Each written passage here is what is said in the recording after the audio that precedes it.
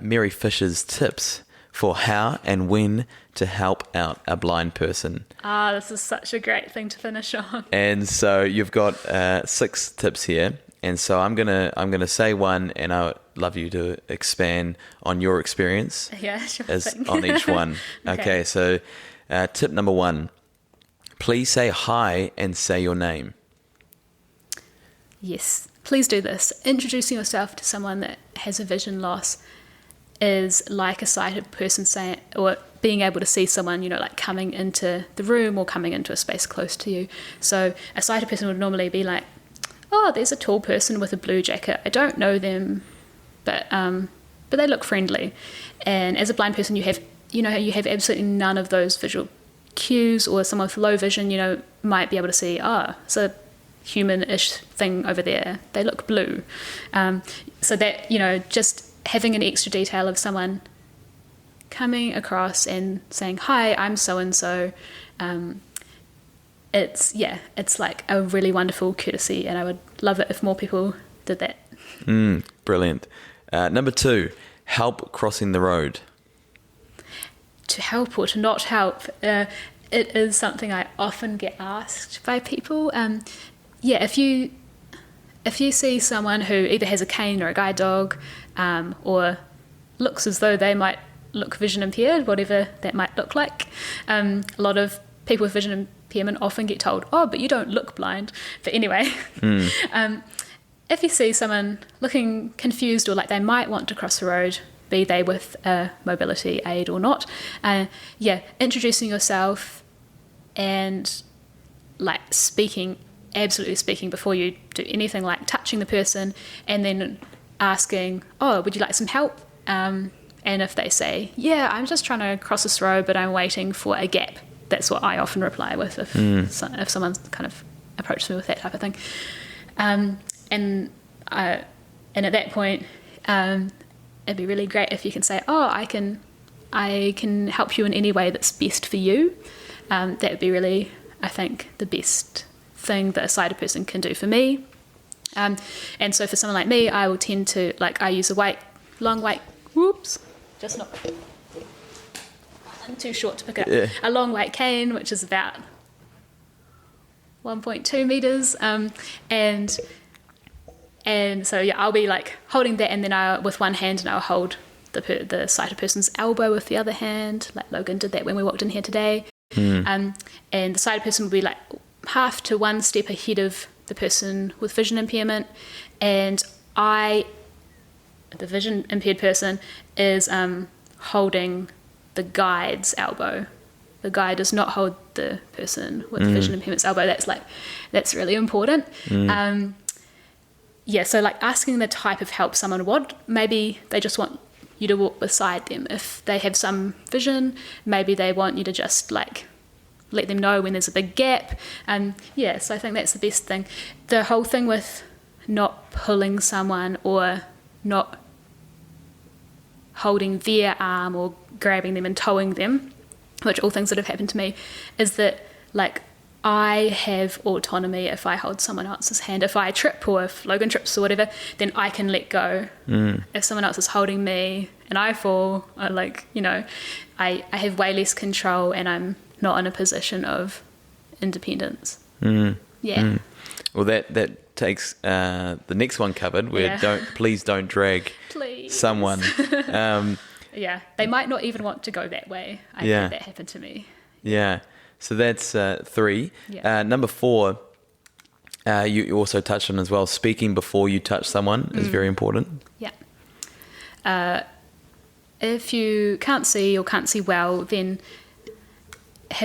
you might hear someone approach you, but you don't know maybe who it is or what purpose they're there for, or anything like that. And I have had people come close to me, and maybe it's been loud background noise and I haven't noticed, and they've started pulling me somewhere, or touch me before saying absolutely anything, which is a really off-putting and can be quite scary situation. So please just use your words. It's also working at Blind Low Vision NZ.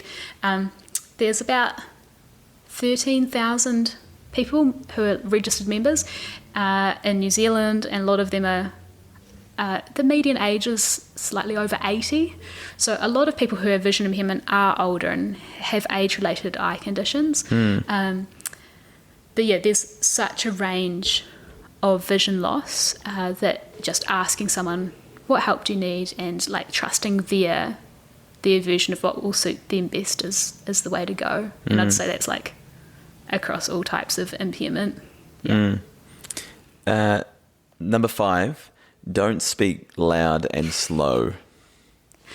Yes, which is hilarious because so many people have the myth that people who are blind have amazing hearing, which is generally not true. When I was being tested for a waterproof earpiece, or like a hearing aid essentially, I had a hearing check, and mine is very average, normal, completely normal.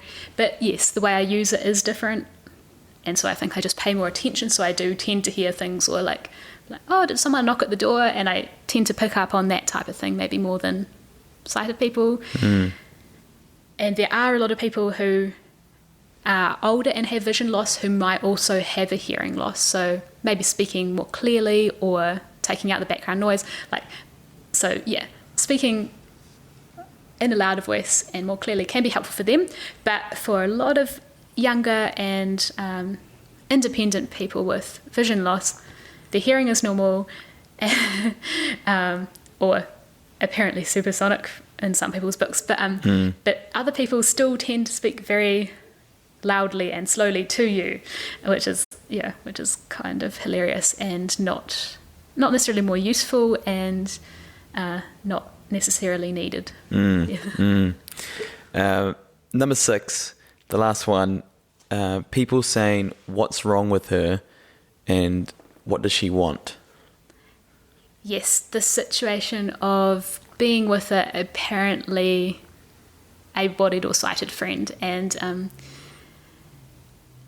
someone in a shop or on the footpath has a question for me or the other person with vision loss or any kind of disability. I've definitely had friends who have a visible physical impairment, and this has been asked to their seemingly non-disabled friend, like, what's wrong, and with her, or with them or whatever.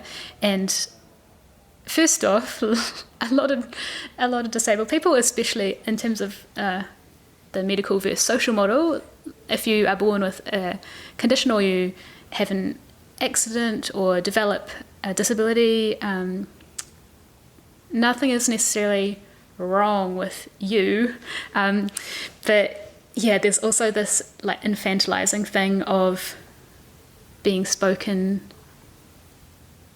as if you're not in the room, or like you're not worthy or capable of understanding when someone speaks to the person next to you.